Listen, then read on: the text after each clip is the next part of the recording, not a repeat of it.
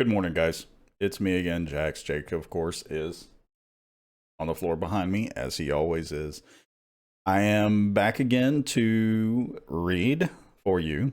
Um, I will continue doing this as long as there's at least a few of you that enjoy it. And of course, today it will be chapter 3 of Bram Stoker's Dracula.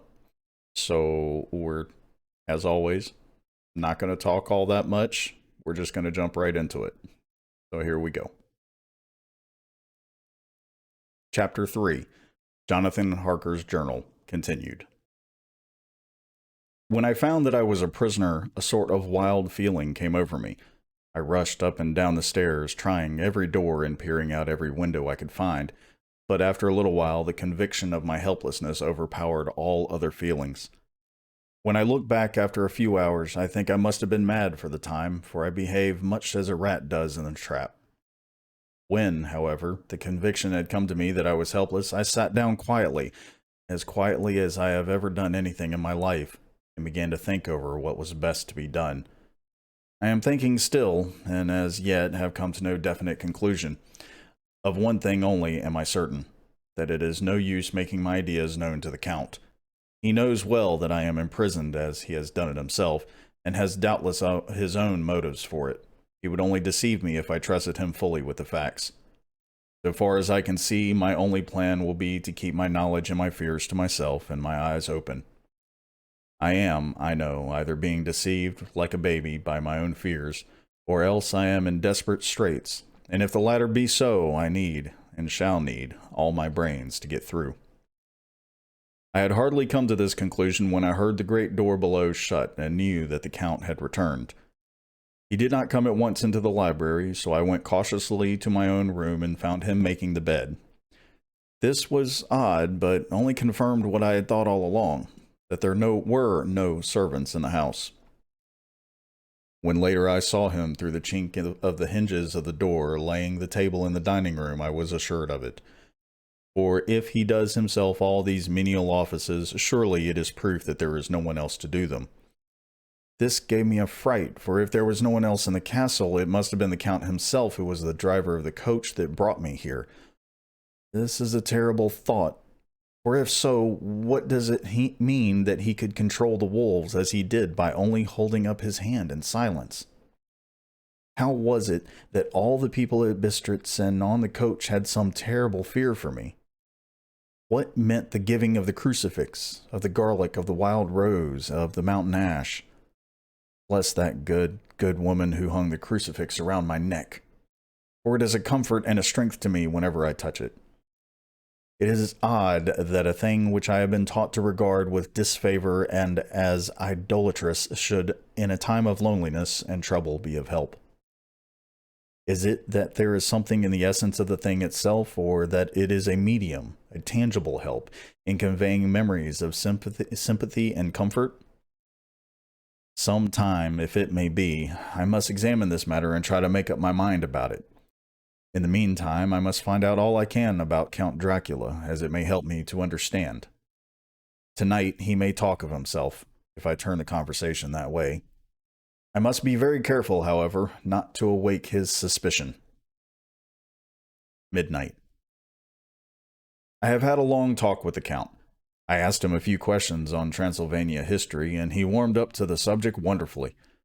In his speaking of things and people, and especially of battles, he spoke as if he had been present at them all.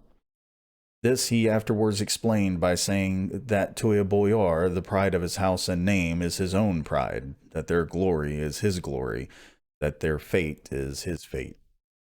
Whenever he spoke of his house, he always said we, and spoke almost in the plural, like a king speaking.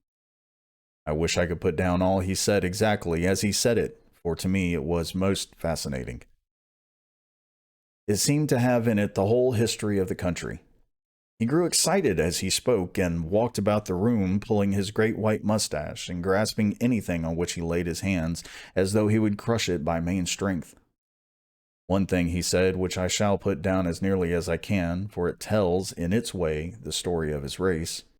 We Sekules have a right to be proud, for in our veins flows the blood of many brave races who fought as the lion fights, for lordship. Here in the whirlpool of European races, the Ugric tribe bore down from Iceland the fighting spirit which Thord and Woden gave them, which their berserkers displayed to such fell intent on the seaboards of Europe, aye, and of Asia and Africa too, till the peoples thought that the werewolves themselves had come. Here, too, when they came, they found the Huns, whose warlike fury had swept the earth like a living flame, till the dying peoples held that in their veins ran the blood of those old witches, who, expelled from Scythia, had mated with the devils in the desert. Fools! Fools! What devil or what witch was ever so great as Attila, whose blood is in these veins? He held up his arms. Is it a wonder that we were a conquering race, that we were proud, that when the Magyar, the Lombard, the Avar, the Bulgar, or the Turk poured his thousands on our frontiers, we drove them back? Is it strange that when Arpad and his legions swept through the Hungarian fatherland, he found us here when he reached the frontier, that the Hun Funglalis was completed there, and when the Hungarian flood swept eastward, the Szekelys were claimed as kindred by the victorious Magyars, and to us for centuries was trusted the guarding of the frontier of Turkey land. Aye, and more than that, endless duty of the frontier guard, for, as the Turks say, water sleeps and the enemy is sleepless. Who more gladly than we throughout the four nations received the bloody sword, or at its warlike call flocked quicker to the standard of the king? When was redeemed that great shame of my nation, the shame of Cassava, when the flags of the Wallach and the Magyar went down beneath the crescent? Who was it but one of my own race who has a voivode cross the Danube and beat the Turk on his own ground? This was Dracula indeed. Woe was it that his own unworthy brother, when he had fallen, sold his people to the Turk and brought the shame of slavery on them. Was it not this Dracula, indeed, who inspired that other of his race, who in a later age again and again brought his forces over the great river into Turkey land, who, when he was beaten back, came again and again and again, though he had to come alone from the bloody field where his troops were being slaughtered, since he knew that he alone could ultimately triumph? They said that he thought only of himself. Bah! What good are peasants without a leader? Where ends the war without a brain and heart to conduct it? Again, when after the Battle of the Mohawks, we threw off the Hungarian yoke, we of the Dracula blood were amongst their leaders, for our spirit would not brook that we were not free. Ah, young sir, the Szekelys and the Dracula as their heart's blood, their brains and their swords, can boast a record that mushroom growths like the Habsburgs and the Romanovs can never reach. The warlike days are over.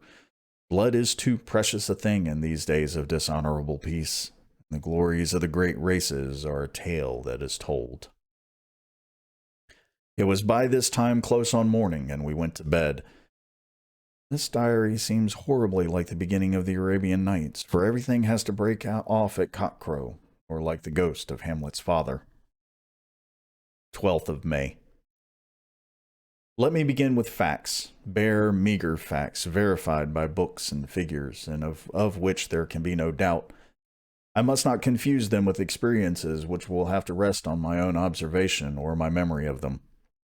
Last evening, when the Count came from his room, he began by asking me questions on legal matters and on doing certain kinds of business. I had spent the day wearily over books, and simply to keep my mind occupied, went over some of the matters I had been examined in at the Lincoln's Inn. There was a certain method in the Count's inquiries, so I shall try to put them down in sequence. The knowledge may somehow or sometime be useful to me. First, he asked if a man in England might have 2 solicitors or more. I told him he might have a dozen if he wished, but that it would not be wise to have more than one solicitor engaged in one transaction, as only one could act at a time, and that to change would be certain to mitigate against his interest. He seemed thoroughly to understand, and went on to ask if there would be any practical difficulty in having one man to attend, say, to banking, and another to look after shipping, in case local help were needed in a place far from the home of the banking solicitor. I asked him to explain more fully so that I might not by any chance mislead him. So he said, I shall illustrate.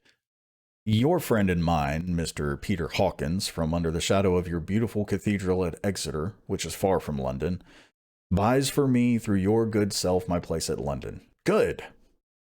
Now, here let me say frankly, lest you should think it strange that I have sought the services of one so far off from London instead of someone resident there, that my motive was that no local interest might be served, save my wish only, and as one of London residents might, perhaps, have some purpose of himself or friend to serve. I went thus afield to seek my agent, whose labors should only be to my interest.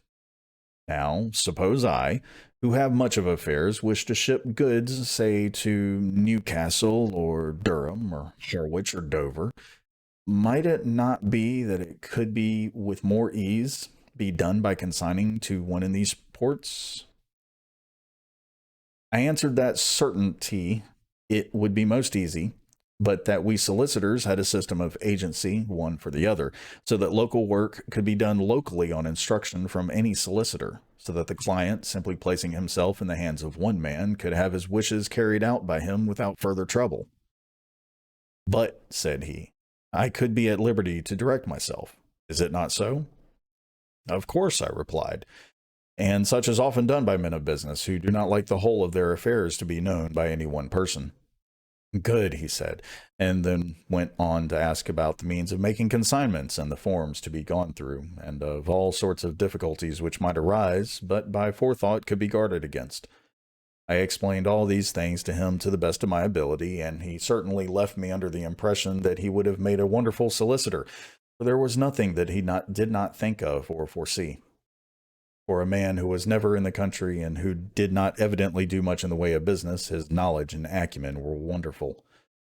When he had satisfied himself on these points of which he had spoken, and I had verified all as well as I could by the books available, he suddenly stood up and said, "Have you written since your first letter to our friend Mr. Peter Hawkins, or to any other?" It was with some bitterness in my heart that I answered that I had not, that as yet I had not seen an opportunity of sending letters to anybody. "Then write now, my young friend," he said, laying a heavy hand on my shoulder. "Write to our friend and to any other, and say, if it will please you, that you shall stay with me until a month from now." "Do you wish me to stay so long?" I asked, for my heart grew cold at the thought. "I desire it much. Nay, I will take no refusal. When your master, employer, what you will, engaged that someone should come on his behalf, it was understood that my needs only were to be consulted. I have not stinted. Is it not so?" What could I do but bow acceptance? It was Mr. Hawkins's interest, not mine, and I had to think of him, not myself. And besides, while Count Dracula was speaking, there was that in his eyes and in his bearing which made me remember that I was a prisoner, and that if I wished it, I could have no choice. The Count saw his victory in my bow and his mastery in the trouble of my face, for he began at once to use them, but in his own smooth, restless way. "I pray you, my good young friend, that you will not discourse of things other than business in your letters. It will doubtless please your friends to know that you are well, and that you look forward to getting home to them. Is it not so?" As he spoke, he handed me 3 sheets of notepaper and 3 envelopes. They were all of the thinnest foreign post, and looking at them, then at him, and noticing his quiet smile with the sharp canine teeth lying over the red underlip, I understood as well as if he had spoken that I should be careful what I wrote, for he would be able to read it. So I determined to write only formal notes now, but to write fully to Mr. Hawkins in secret, and also to Mina, for to her I could write in shorthand, which would puzzle the Count if he did see it. When I had written my 2 letters, I sat quiet, reading a book whilst the Count wrote several notes, referring as he wrote them to some books on his table. Then he took up my 2 and placed them with his own, and put by his writing materials, after which the instant the door had closed behind him, I leaned over and looked at the letters, which were face down on the table. I felt no compunction in doing so, for under the circumstances I felt that I should protect myself in every way I could. One of the letters was directed to Samuel F. Billington, number 7, the Crescent, Whitby. Another to Herr Leutner, Varna. The third was to Coutts and Company, London, and the fourth to Heron, Klopstock, and Bilroyth, bankers, Budapest. The second and fourth were unsealed. I was just about to look at them when I saw the door handle move. I sank back in my seat, having just had time to replace the letters as they had been, and to resume my book before the Count, holding still another letter in his hand, entered the room. He took up the letters on the table and stamped them carefully, and then turning to me, said, "I trust you will forgive me, but I have much work to do in private this evening. You will, I hope, find all things as you wish." At the door he turned, and after a moment's pause, said, "Let me advise you, my dear young friend, nay, let me warn you with all seriousness, that should you leave these rooms, you will not by any chance go to sleep in any other part of the castle. It is old and has many memories, and there are bad dreams for those who sleep unwisely. Be warned. Should sleep now or ever overcome you, or be like to do, then haste to your own chamber or to these rooms, for your rest will then be safe. But if you be not careful in this respect, then—" He finished his speech in a gruesome way, for he motioned with his hands as if he were washing them. I quite understood. My only doubt was to whether any dream should be more terrible than the unnatural, horrible net of gloom and mystery which seemed closing around me. Later.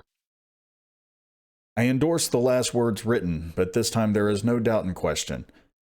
I shall not fear to sleep in any place where he is not. I have placed a crucifix over the head of my bed. I imagine that my rest is thus freer from dreams, and there it shall remain. When he left me, I went to my room. After a little while, not hearing any sound, I came out and went up the stone stair to where I could look out towards the south. There was some sense of freedom in the vast expanse, inaccessible though it was to me, as compared with the narrow darkness of the courtyard.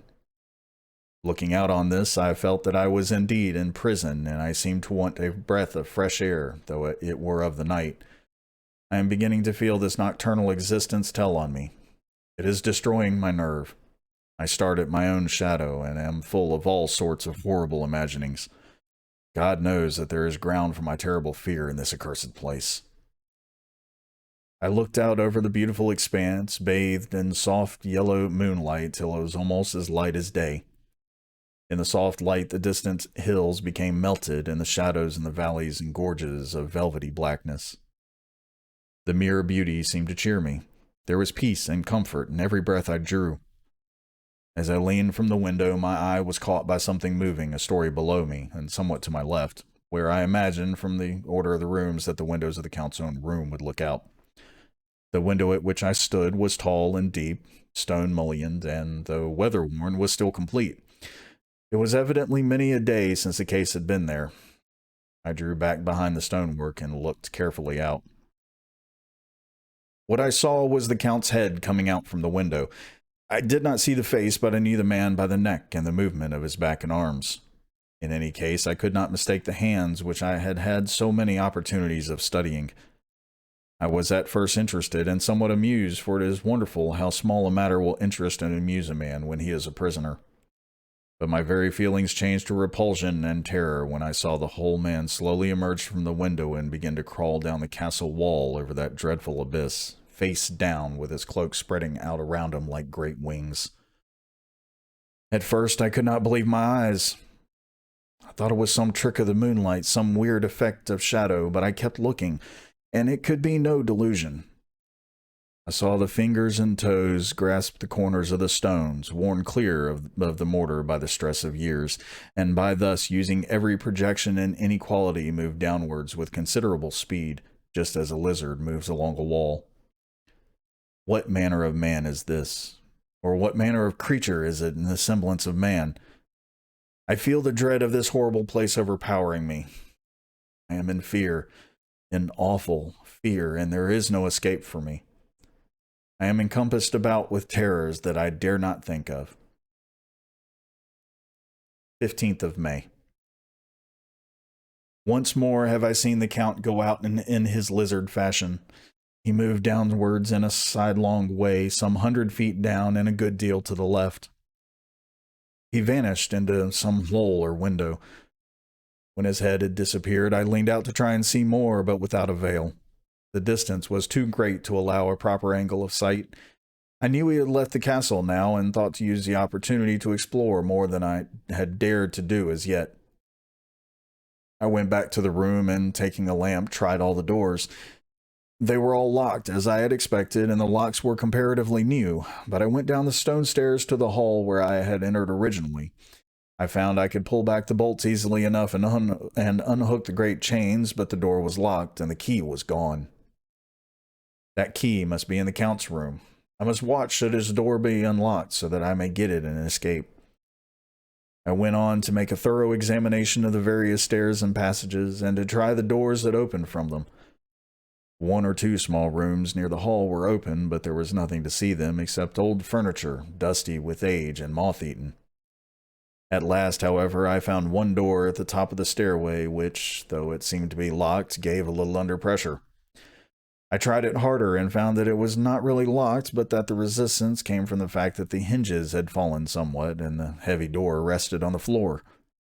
Here was an opportunity which I might not have again, so I exerted myself and, with many efforts, forced it back so that I could enter. I was now in a wing of the castle further to the right than the rooms I knew, and a story lower down. From the windows I could see that the suite of rooms lay along to the south of the castle, the windows of the end room looking out both west and south. On the latter side, as well as to the former, there was a great precipice. The castle was built on the corner of a great rock, so that on three sides it was quite impregnable, and great windows were placed here where sling or bow or culverin could not reach, and consequently light and comfort, impossible to a position which had to be guarded, were secured. To the west was a great valley, and then, rising far away, great jagged mountain fastnesses, rising peak on peak, the sheer rock studded with mountain ash and thorn, whose roots clung in cracks and crevices and crannies of the stone. This was evidently the portion of the castle occupied by the ladies in bygone days, for the furniture had more air of comfort than any I had seen. The windows were curtainless, and the yellow moonlight, flooding in through the diamond panes, enabled one to see even colors, whilst it softened the wealth of dust that lay all over, and disguised in some measure the ravages of time and the moth. The lamp seemed to be of little effect in the brilliant moonlight, but I was glad to have it with me, for there was a dread loneliness in the place which pulled my heart and made my nerves tremble. Still, it was better than living alone in the rooms which I had come to hate from the presence of the Count, and after trying a little to school my nerves, I found a soft quietude come over me. Here I am, sitting at a little oak table where in old times possibly some fair lady sat to pen with much thought and much blushes, her ill-spelt love letter, and writing in my diary in shorthand all that has happened since I closed it last. It is 19th century up to date with a vengeance, and yet, unless my senses deceive me, the old centuries had and have powers of their own which mere modernity cannot kill. Later, the morning of the 16th of May. God preserve my sanity, for to this I am reduced. Safety and the assurance of safety are things of the past. Whilst I live on here, there is but one thing to hope for, that I may not go mad, if indeed I may be not mad already. If I be sane, then surely it is maddening to think of all the foul things that lurk in this hateful place. The Count is the least dreadful to me, that to him alone I can look for safety, even though this be only whilst I can serve his purpose. Great God, merciful God, let me be calm, for out of that way lies madness indeed. I begin to get new lights on certain things which have puzzled me. Up to now, I never quite knew what Shakespeare meant when he made Hamlet say, "My tablets, quick, my tablets, 'tis meet that I put it down." For now, feeling as though my own brain were unhinged, or as if the shock had come which must end in its undoing, I turned to my diary for repose. The habit of entering accurately must help to soothe me. The Count's mysterious warning frightened me at the time. It frightens me more now when I think of it, for in future he has a fearful hold upon me. I shall fear to doubt what he may say. When I had written in my diary and had fortunately replaced the book and pen in my pocket, I felt sleepy, The Count's warning came into my mind, but I took a pleasure in disobeying it. The sense of sleep was upon me, and with it the obstinacy which sleep brings as outrider. The soft moonlight soothed, and the wide expanse without gave a sense of freedom which refreshed me. I determined not to return tonight to the gloom-haunted rooms, but to sleep here, where, of old, ladies had sat and sung and lived sweet lives, whilst their gentle breasts were sad for their menfolk away in the midst of remorseless wars. I drew a great couch out of its place near the corner, so that as I lay I could look at the lovely view to east and south, and unthinking of and uncaring for the dust, composed myself for sleep. I suppose I must have fallen asleep. I hope so, but I fear, for all that followed was startlingly real. So real that now, sitting here in the broad full sunlight of the morning, I cannot in the least believe it was all sleep. I was not alone. The room was the same, unchanged in any way since I came into it. I could see along the floor in the brilliant moonlight. My own footsteps marked where I had disturbed the long accumulation of dust. In the moonlight opposite me there were 3 young women, ladies by their dress and manner. I thought at the time that I must be dreaming when I saw them, for though the moonlight was behind them, they drew no shadow on the floor.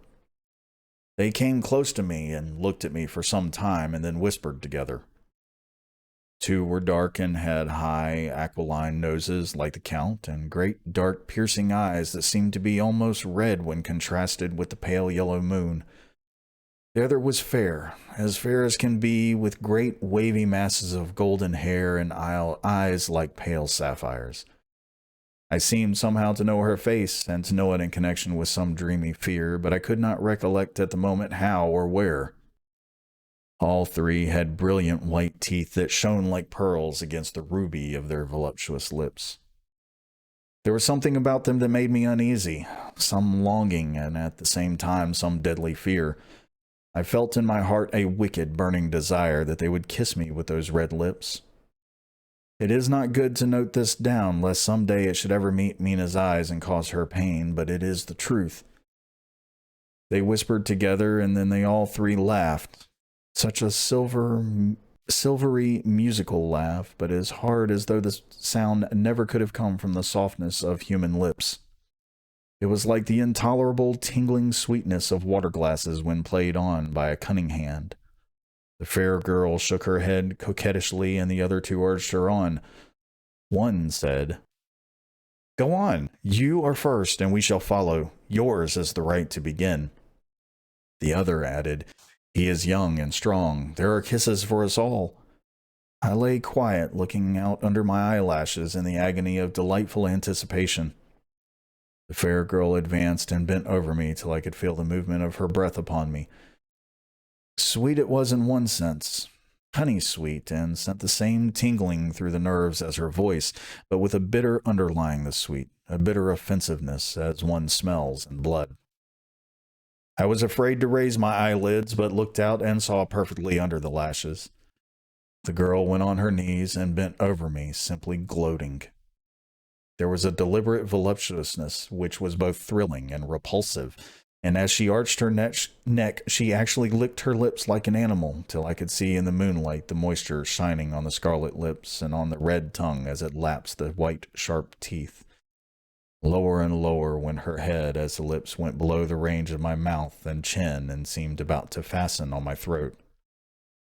Then she paused, and I could hear the churning sound of her tongue as it licked her teeth and lips, and I could feel the hot breath on my neck. Then the skin of my throat began to tingle as one's flesh does when the hand that is to tickle it approaches nearer, nearer. I could feel the soft, shivering touch of the pale lips on the supersensitive skin of my throat, and the hard dents of 2 sharp teeth just touching and pausing there. I closed my eyes in a languorous ecstasy and waited with beating heart. But at that instant, another sensation swept through me as quick as lightning. I was conscious of the presence of the Count and of his being, as if I lapped in a storm of fury.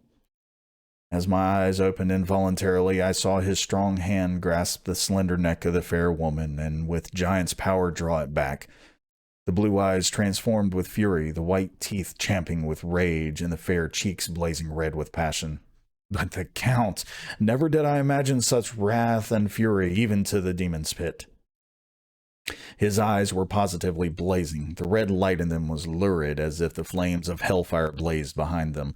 His face was deathly pale, and the lines of it were hard like drawn wires. The thick eyebrows that met over the nose now seemed like a heaving bar of white-hot metal. With a fierce sweep of his arm, he hurled the woman away from him, and then motioned to the others, as though he were beating them back.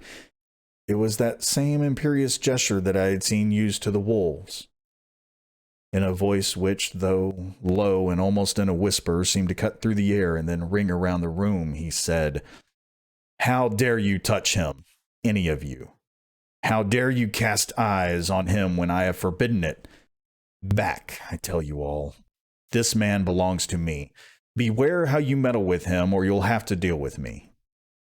The fair girl, with a laugh of ribald coquetry, turned to him to answer, "You yourself never loved. You never love." And on this the other women joined, and such a mirthless, hard, soulless laughter rang through the room that it almost made me faint to hear. It seemed like the pleasure of fiends. Then the Count turned, after looking at my face attentively, and said in a soft whisper, "Yes, I too can love. You yourselves can tell it from the past. Is it not so? Well, now I promise you that when I am done with him, you shall kiss him at your will. Now go, go! I must awaken him, for there is work to be done." "Are we to have nothing tonight?" said one of them with a low laugh, as she pointed to the bag which he had thrown upon the floor, and which moved as though there were some living thing within it. For answer, he nodded his head. One of the women jumped forward and opened it. If my ears did not deceive me, there was a gasp and a low wail, as of a half-smothered child. The women closed round, whilst I was aghast with horror, but as I looked, they disappeared, and with them the dreadful bag. There was no door near them, and they could not have passed me without my noticing.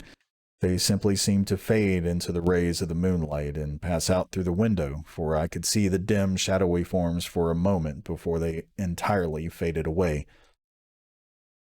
Then the horror overcame me, and I sank down unconscious. And that is the end of Chapter 3 of Bram Stoker's Dracula. Chapter 4, of course, we will do next week in all likelihood. It is early enough in the day that I may record it today. Possibly. We'll see. We'll see. At any rate, like I said earlier at the beginning of this video, I do intend on continuing this as long as there is somebody out there at least that enjoys it. Feel free to like the video if you liked it. Dislike if you didn't like it. That's fine to me also.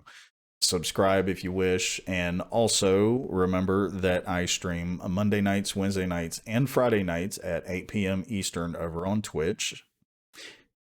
Come by and join us sometime. Seriously, it's a good time. We're chill, we're relaxed, but we still have fun. And that's the big thing, right? We still have fun. Anyways, I hope to catch you later. I hope to catch your interest as well. Some of the classics, they're classic for a reason. Y'all have a great day now.